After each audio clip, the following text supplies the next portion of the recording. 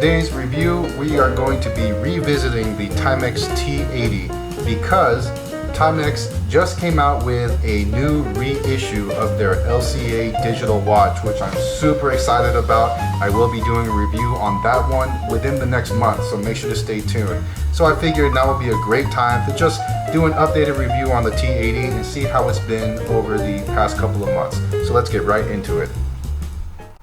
Starting off, as always, let's do that quick 360 just to see what we're dealing with here.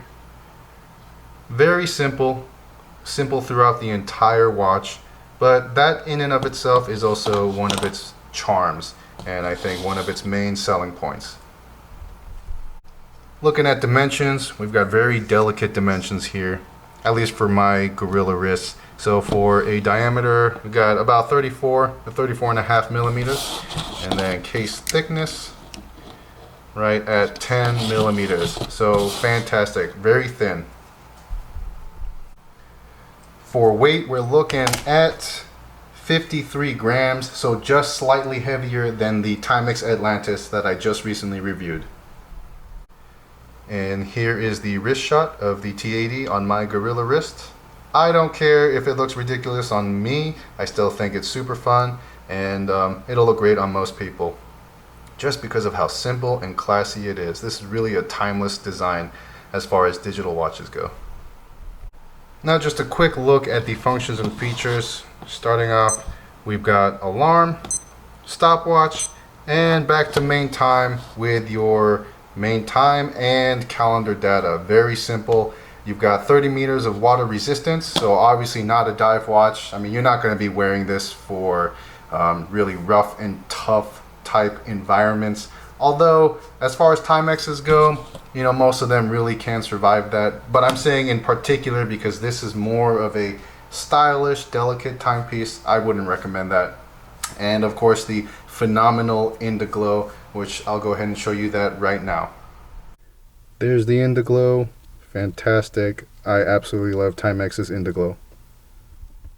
As far as the bracelet goes, nothing special here, very flimsy, but that is the style. I actually don't know the name of this. I know it's not a Jubilee style, but if you do know the name of it, please let me know in the comments, just for my education. But you do have this quick adjust right here, so you know you don't need any tools. I mean, you might need a tool to pop this open so you can slide it up and down depending on the size of your wrist. But other than that, it's very simple. So really no complaints there. I absolutely love it. And it is a nod of respect to the style of the 70s. So, you know, can't go wrong there. I've owned the T80 for about 6 months now, and it has operated just fine. You really can't go wrong with a Timex digital watch. The only thing that could probably go wrong is that it goes against your sense of style. But as far as functionality goes, they're simple, they're basic, quartz, reliable, just a great thing. And that Indiglow, but on top of all of that, it's this beautiful polarized display. And I don't know if that's coming in through the camera, but you know, it's green, it's cheesy, it's from the 80s, it's beautiful, and I absolutely love it. And if you like that style, then you are gonna love the T80.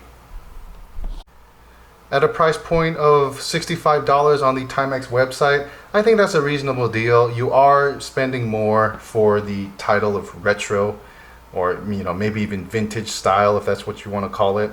So I think realistically, this would be perfect at $40, but I think people are willing to pay the extra $20 to $25 for that maybe your status symbol or just the badge of honor of wearing something retro.